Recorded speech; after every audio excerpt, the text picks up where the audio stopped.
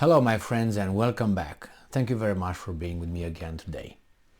When someone comes and tells you to do something because it's good, you would like to have some evidence provided to the claim and to support the claim, and therefore you make up your mind and see what you're going to do.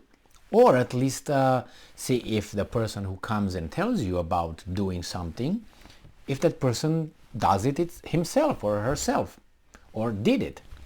That builds a little bit of trust. So if I tell you to, join this club, and I ask you, but because it's a good thing, you would ask, did you join the club? And say, no, I didn't. Well, why not? I mean, you asked me to do something, but you did not do it. Why? I mean, it's going to be suspicious. In this case, we have Germany. And Germany gets on my nerves lately, just as a personal note here. Because deals with some countries like as a tough guy, in the parking lot, and with other countries of the same, how should I say, the same measure, the same value, the same, importance, like they're weasels. And I'm going to put Ukraine versus Serbia. Germany just told Serbia to make a choice between Russia or European Union. Who the are you to ask me to make a choice? That's the first question. Secondly, when the Ukrainians come and grab the Germans by the ear and say, hey, give us weapons, they're going to give them immediately, like the Ukrainians own them. And the ambassador of Ukraine came 2 days ago, and said, hey, you're not fast enough, boys.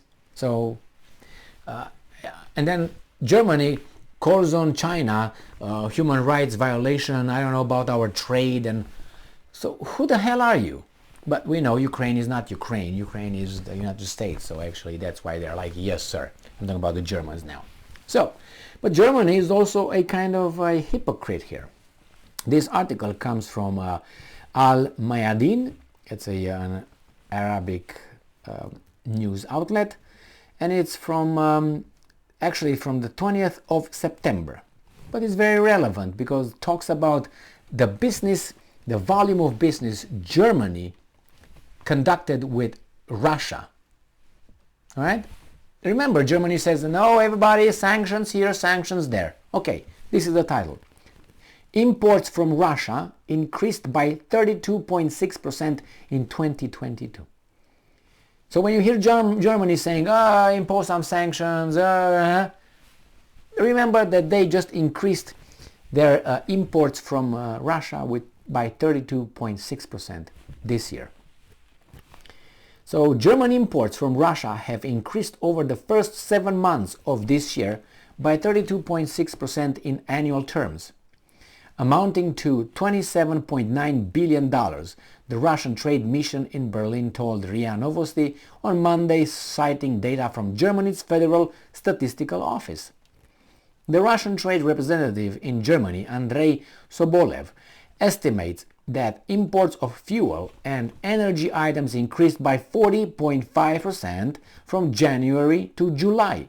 Russian gold, we like gold, purchases have increased by more than 10 times, while silver imports have increased by roughly 5 times as much. The European Union country has also boosted purchases of other metals from Russia, including copper, aluminum, and nickel. German exports to Russia fell by 43.6% to $10.2 billion from the same time last year. Germany's trade deficit was $17.7 billion as a result of declining exports, according to the data. Despite a general decline in exports to Russia, the trade representative explained that, and I'm quoting, there was an increase in supplies from Germany of pharmaceutical products, seeds, and fruits. End quote. Russia made up 2.3% of total German foreign trade and was the fourth most important country for German goods outside of the EU in 2021. US analytics firm S&P Global warned in April of a possible financial shock if there's a trade rupture between the two countries. So they're partners, and they used to be bigger partners with energy resources. A few days earlier, the German government announced on September 16 that it was taking control of the German operations of Russian energy from Rosneft in a bid to secure energy supplies affected by the European sanctions on Russia in the wake of the Ukrainian war. Germany placed the German subsidiaries of Rosneft under the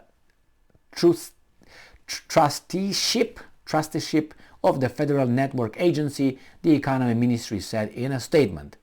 Well, the companies affected by the decision are Rosneft Deutschland, GmbH, RDG, and RN Refining and Marketing GmbH, RNRM, in addition to PCK, Schwedt, Myro, and Bayern Oil, all of which are refineries.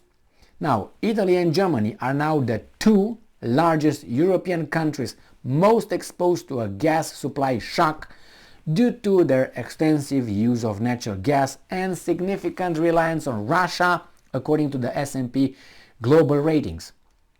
About like the Canadians, about 60% of Germany's natural gas supply was piped in from Russia in 2020, primarily under long-term contracts. So, before you tell me to quit smoking, you start doing that, okay?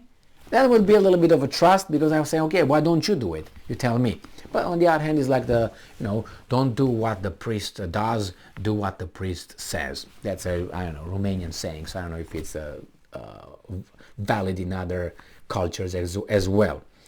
So, values, right, and virtues are not situational. You can't close your eyes for this act of incest here, but because here is one of your relatives, the perpetrator, but you don't close it here. So you close it here, but you don't close it here. And you find the incest perpetrator here, but you don't find the incest perpetrator here, because right here is one of my boys, and over there is one of I don't care whose boys. You can't do that. And unfortunately, the so-called collective West, which is not collective West, they're just United States, and then the rest is just following, the whole thing. It's like as I said, a shark in the water swimming slowly, and underneath they're little fish like that, and they're safe over there. And if the shark veers to left, everybody's like, oh shit, go underneath the belly and stay over there safe, because nobody attacks them. That's what it is. And the shark, unfortunately, is not the pinnacle of consistency when we talk about values and all that, even though they, unfortunately, I'm talking about the leadership of the United States, okay, just so you know, even though they profess that as being the house on the hill and everybody's looking at it to burn it down or something, it's just hypocritical. So in this case, Germany the same way. Why don't you clean your bedroom first, and then you tell me to clean mine? After you clean yours, you can have a little bit of, bona fide, to make a claim.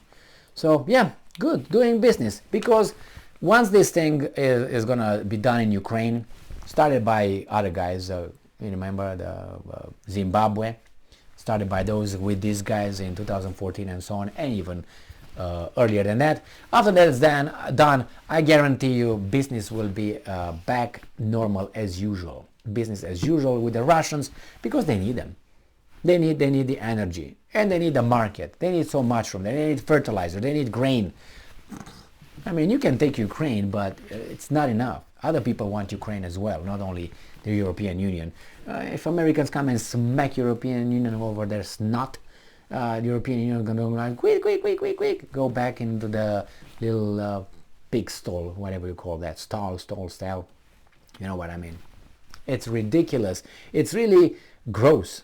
Makes me vomit when I see how slavish the Europeans are to other country.